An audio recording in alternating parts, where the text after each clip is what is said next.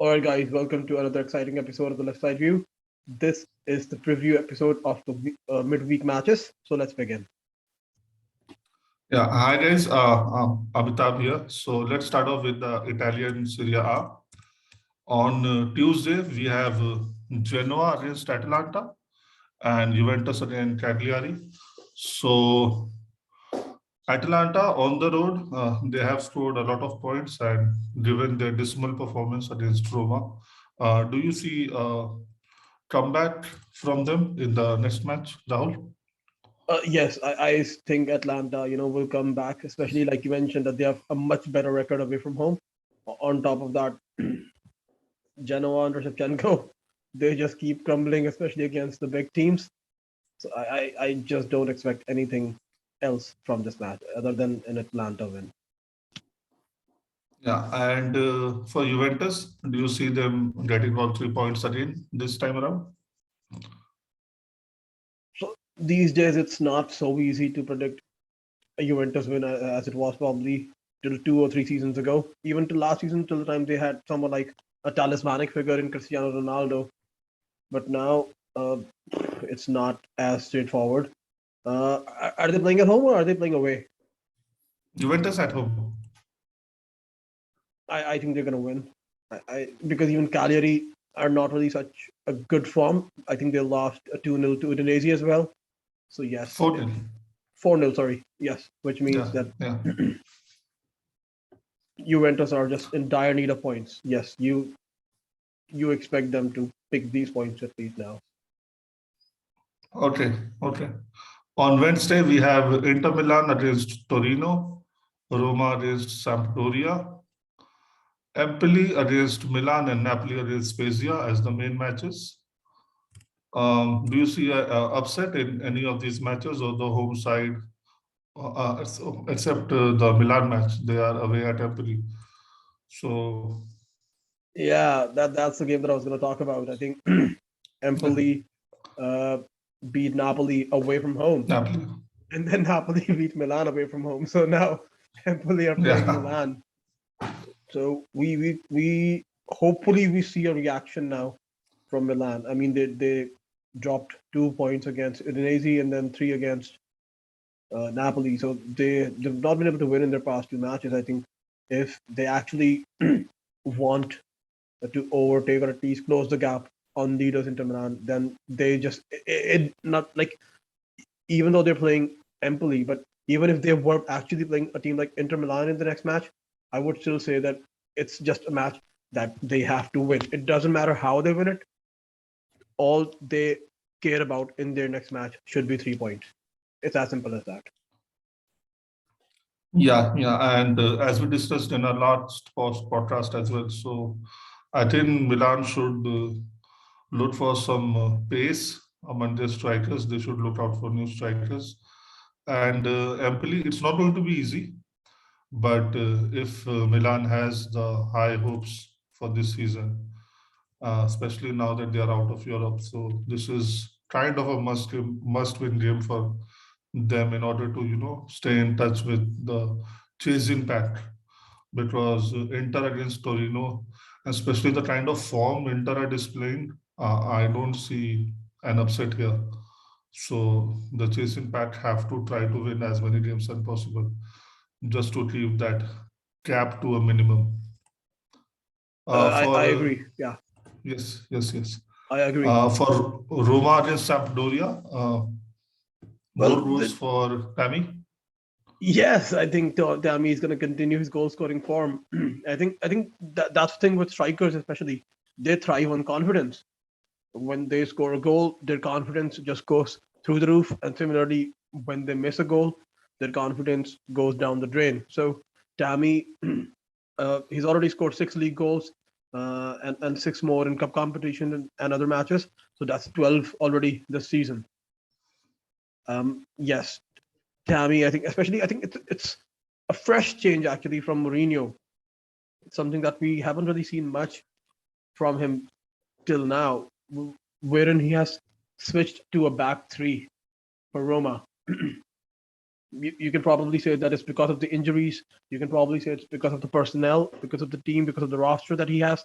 that playing with back four, uh, not having a consistent or a dependable defender like he used to have, a John Terry or Ricardo Carvalho. So he has to, like, let's say, make do with someone like Chris Smalling, someone that he actually had at Manchester United, but I think he sold United. Yeah, yeah, Sold he it. did. Similarly, even Mkhitaryan, I think it didn't really work out for him with Mkhitaryan at United. So that's the thing. Like, he was probably the fact that his key player, his captain, Lorenzo Pellegrini, injured. Even Zaniolo was coming off after an injury for almost a year, missed, I think, almost whole of last season. Uh, Spinazzola injured for uh, Italy in the European Championship. So they signed Matthias Viña, but again, you can't really keep playing him. So he saw that there was an opportunity to change the formation, uh, and I think he kudos to Mourinho. So yeah, I think it's a good move for him. He converted Stefan El Sharabi. He converted him to a left wing back. Uh, on right wing back, you've got Ricard's drop. There's Mirash Kumbula, Chris Smalling, Gianluca Mancini, Roger Ibanez. All of these guys now at least getting more of a chance. Uh, they've added a little bit of steel as well in the middle of the park with Veretut and Cristante, along with Mkhitaryan. Now maybe has been a revelation. Sold someone like Pedro, who again he signed for Chelsea in 2015, but didn't really work out for him. Sold him to direct rivals Lazio, Maurizio Sarri's Lazio. Uh, Signed a striker in uh, Smodorov as a backup or someone who can come off the bench and provide height. But changed the goalkeeper. Wasn't really happy with the goalkeeper last season, so he knew that that was an area that they needed to improve. He signed a Wolves goalkeeper, Ricardo. Is that his name? Rui Patricio. Rui Patricio. Sorry, Rui Patricio. Yeah. So Yeah. obviously, like, maybe some people will say that are they actually better than last season? And they would say no. But in my opinion, they are better than last season. And the fact that now Roma actually have wealthy owners who can actually back Mourinho, and obviously it's a little different in Italy. And in Italy, Mourinho is kind of like a god in a way because of his trouble with Inter Milan 11 seasons ago. So there are signs. I hope that for Mourinho's sake, it doesn't go sideways like it has gone for him recently. But Roma, I mean, I think we talked so much about Roma, but yes, it was maybe in my mind necessary. Yeah, Let's see yeah. if they can build on this under Mourinho. And again, it's not just about the fact that Tammy Abraham scored a brace. I think it was the first time that they managed to beat a big team under Mourinho. So even that will give these players, these young players, a lot of belief. Let's see if they can sign a couple of players in January, because uh, if they can, then they just might be the dark horses to finish in the top four. And Okay. yeah, Yeah. So I mean, yeah, we have already declared our love for Mourinho, so and there's no need to apologize for going deep diving into Roma's team. We are Mourinho fan boys. That's okay. Agreed. A simple win for Napoli against Spezia. yes, I think yes. Similar to what they did again, similar to Roma. That again, Napoli will also be full of confidence after their victory over Milan. And that's the thing with Napoli. With each day that is passing, they're getting more players back from injury. So I do expect some of those players that were on the bench for Napoli against Milan, maybe one or two of those players will start. And yes, I think they are. I think they're just a much more balanced team than someone like an AC Milan, because AC Milan, either some of their players are too young or some of their players are too old. But with Napoli, the fact that they didn't really make a lot of signings, it's a squad that has been playing together for a long time. It's the same backbone. It's still Lorenzo Insigne. It's still Khalid Koulibaly. A lot of these players that have been playing together for a long time. These were the players that were under Rafa Benitez, under Carlo Ancelotti, and now under Luciano Spalletti. A lot of these players are the same players that were playing from Maurizio Sarri. They've been playing for Napoli since then. Even Dries Mertens, he's still at the club, 34 years old, but still doing a job, or at least was doing a job uh, when Osimhen got injured. Even though he didn't really start this game, it's Petagna who started the game against Milan, but he's still there and still banging goals. He scored against Lazio, I think, when Yeah, Sarri's Lazio came into town. yeah. So easy win for Napoli. That is what we Yes, feel as of now. yes. Moving on to the league on Wednesday, we have 10 matches, and PSG with 12, 13 points, lead at the top. They are facing Lorient, who are in the relegation battle. So at least the gap, we can safely say the gap will not reduce at the top. And just like Bayern Munich, I think they should just give PSG the cup and worry about the cup competitions there in France. Again, you say that, but I will keep going back to the same point. They didn't win the league last season. Didn't or couldn't, I don't know, but they Yeah, should but have, man. yeah, I mean, even you say that they did not, but even all of us know that they should have. It it took a huge mistake on their part, and an absolute disaster of a season in order for them to finish second. So Exactly. that is the level of competition. Bayern Munich dismantles competitions by buying them out, and PSG is just too wealthy, and those are just facts. So these are not even opinions. So okay, good for them as long as their own league is happy with it. Moving on to La Liga, we have Sevilla against Barcelona tomorrow on Tuesday. Now this becomes a crucial match for at least Barcelona to try and get into top four, and for Sevilla in order to chase Madrid. So we saw Madrid losing points yesterday, or rather dropping points yesterday. Mhm. So the lead at the top is now to 6 points, and I think Sevilla have a game in hand. So Yes. yeah, this match becomes important, and this is Barcelona are visiting Sevilla, so they will have the home advantage. Both the teams should go and try to get all 3 points. Both the teams are fresh off their wins on the in the weekend, so should be an interesting and entertaining match. I go for a draw in this match. What do you say, Ram? Okay. I think Sevilla are the favorites. I think if Barcelona can even get a point out of this game, they should just celebrate so much. And I'm not just saying that because I don't like Barcelona, but I mean, yes, they managed to beat Elche 3-2, but then you take a look around. Sevilla beat Atletico Madrid 2-1, full of confidence, and like you said, they're 6 points behind Real Madrid, but then they do have a game in hand now. If they win this game, they're both have played 18 points. They're just 3 points behind Real Madrid, and then whenever they play Real Madrid, if they manage to beat Real Madrid, they could probably be on the same number of points. So I think it's a game that Atletico will go out. I mean, there's another reason why I'm saying that. Sorry, Sevilla will win this game. Is will they actually get a better chance than this game to beat Barcelona? Till last season, they had No, Messi definitely. and Definitely not. But yeah, will they go after Barcelona? That is the question. Will Lopetegui set up his team to attack Barcelona? I think he will. I think everyone these days understands that you can actually go after Barcelona now. This is not the Barcelona of old. Yeah, yeah. Even You know what? You know what the tables have turned, because I think in this match Sevilla have a lot more to lose. Barcelona definitely have a lot more to gain. And these are just conjectures. I mean, obviously, we don't know what is going to happen tomorrow, how the teams are going to be set up. But I think for a change, maybe, the last match before the Christmas break at home to Barcelona, maybe they'll be happy with the point. I hope not. I hope it is an interesting and entertaining match. But even for Barcelona, going to Seville right now and getting a point will be a huge achievement.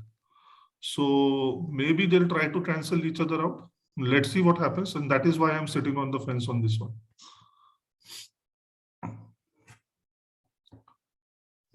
Okay. Let's see. Yeah, that's okay. You're Yeah. going for a Sevilla win. Any scoreline that you'd like to predict? I think 2-1 is the same as the Atletico game. I think Sevilla will win this game. Yeah. Yeah, okay. On Monday, we have, sorry, on Wednesday, we have the Madrid teams. Atletico away to Granada and Real away to Bilbao. Um, do you see Atletico winning this match? I for sure don't. And it has nothing to do with the opponents. It's just the kind of frame of mind that they are in. Um, I think it will be not a happy end to before the break, the Christmas break, because they have, Well, the performance have been like stop and start. Even the Champions League qualification, we all saw how that happened. And there is some friction in that team.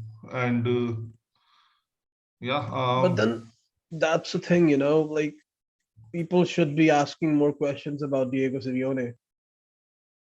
To be yes. honest, I actually feel like he should leave Atletico. Like he's actually maybe I'm wrong, but he's I think one of the most high. He's one of the highest He's the paid. highest paid.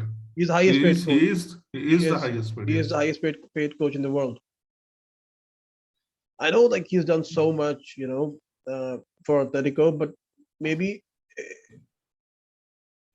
he's becoming the Mourinho of today's time. Yeah, He's yeah. getting I a mean, little outdated. I can draw a parallel with Bielsa. Again, for Cholo Simeone, he is revered in Atletico Madrid. Atletico. He is a Yeah. demigod to them. Hmm. And yeah, I mean, this was such a great chance for them to Yeah. back up their title last year with Yeah. another one this year. He But they have totally squandered that chance, I guess. exactly. I mean, there's no guarantee even right now if they will even finish second. Like that's the thing. I read somewhere that Second, I think top four is in jeopardy, frankly, yeah, because yeah, when the going goes bad, I mean, once it starts rolling downhill, then you don't know when you are going to arrest that downfall. yes, yes. And So then I read somewhere that Diego Simeone said that he would have won 2 Champions League by now if a player called Cristiano Ronaldo didn't exist. But Diego yeah, I Simeone, mean, he does exist. those are just media statements. I mean, Exactly, these are things you say it in order to sensationalize things. I mean, how exactly. can you wish away the existence of a person? So If yes, Messi did not exist, so many clubs would have won a Champions League. yes. If So Messi didn't exist, Ronaldo didn't exist. So many other players would have won the Ballon d'Or. yeah, of course. Yeah. Okay, the other match. Okay, so I'm going for a draw. What are you going for in this match? Granada Atletico. I think Atletico will eke out a result. But yes, if they don't, then Okay, 3 matches in a row where they have dropped points. Something okay, needs to do something about it in that case. Let's see. okay. And finally, we have Bilbao against Real. Do you see Real coming back after somewhat of an indifferent performance against Cadiz? Yes, yes. I think in a way it does uh, speak about Ancelotti as well. He's such a good manager. The fact that he gave Eden Hazard a start. I mean, when he himself said that the manager doesn't like Eden Hazard initially, like 3 or 4 or maybe a month or so ago, and now already and now he said before the match that he deserves a start because of his performances in training. But then he would he would be the first person to say that that gamble backfired for him. So the fact, I mean, I just don't see Hazard now starting this match. Maybe not even coming off the bench. Maybe if they're winning and it's all going great for them, then maybe we'll see him on the pitch. But I think he'll go back to his tried and tested formula that it actually got them to the top of the league. Yeah, maybe Ancelotti was displaying Hazard to potential buyers. You never know. Maybe. Maybe. So yeah, even I think that Madrid Well, should have enough firepower for Bilbao. Yeah, Rafa. eventually, uh, no matter like what they do, they will have to take a loss on Hazard if and when they sell him. It's only even if let's say the richest of the clubs like Newcastle United buy Hazard, even then they will not be able to make a profit or even the money that they recoup the money that they paid for him to Chelsea. I mean, even the kind of money they spent on Hazard with 1 year on his deal, it was upwards of 100 million euros Almost or something 150 like that. million euros, yeah, and Yeah, I mean, even the with wages, add-ons and stuff. yeah, Yeah, I mean, it was a crazy deal, and I mean, obviously, we were laughing our way to the bank, but yeah. So this is the kind of financial prudence that a lot of the top clubs have shown previously, and yeah, that is why they are in the financial mess that they are in. yeah. Just look at the Yeah, wages that even Hazard gets. I think he gets what 530K a week, like half a million a week for yeah. I sitting on the mean, bench. But yeah, yeah, they already had a Gareth Bale, and now they somehow managed to do the same with yeah. Eden Hazard. Even the amount that they had to pay to someone like David Alaba. I mean, again, the wage structure is just stupid, man. It's just stupid in La Liga, especially. It's not sustainable. And yeah, I mean, there was also news that Real Madrid, Barcelona, and Atletico Bilbao, of all clubs, they have lodged some sort of protest against the CVC CVC, yeah, cash injection. Yeah. yeah. So let's see how that I develops think in the days to that come. the, Yeah. the problem that these clubs have because of CVC is that when CVC comes in, CVC will inject cash into all the clubs. So that would, in a way, uh, stop these big clubs from getting even Yeah. bigger. Like when CVC puts The, money in all the clubs, it'll be like an even playing field for all the clubs, which is obviously yeah, what yeah. Real Madrid is. Something that happens in EPL. Exactly. Yeah, yeah. I mean, yeah, I read in an article once that of all the TV sponsorship deals, Real Madrid gets 40%, Barcelona gets 40%, and then the rest 20% is divided between the Divided. 18 teams, among the 18 teams. I mean, how do you expect the league to be fair? And even in those circumstances, there have been other clubs who have even won the league, like Valencia. I remember Deportivo won in 2004. Clubs like that. I mean, the fact that, and that is a bigger story than Leicester, at least in my opinion, because they are so behind in terms of finances when compared to these clubs. So I hope there is a lot more parity for the sake of competition, and of course the rich and mighty will try their best not to have fair competition. All So right, so let's see guys, how that yeah. So let's see how that develops. so before Yeah. we move on, I'll just ask you one more question, an interesting fact, guys. So Amitabh, do you know who was the manager when Valencia last won the league? Rafa Benitez, I guess. Yes, you're right. Yes. Yeah, yeah. I saw those matches, man. Valencia reached the Champions League finals twice, and they lost to Real Madrid and to Bayern Munich. And I was like in school, and I saw those. Dreiska Mendieta. Oh my God, what a play! He used to control the midfield and actually the whole match. And yeah, I mean memories. I remember they used to play in Orange Kit, and yeah, Mendieta was a great man. All right. Yeah, okay. So that brings to the end of this podcast, guys. There's no matches in England. The Carabao Cup will be on, and the German league has already taken their Christmas break. So that's all for today. We'll be back with our preview of the Christmas Boxing Day matches and the review of the midweek matches later this week. Bye bye. All right, guys.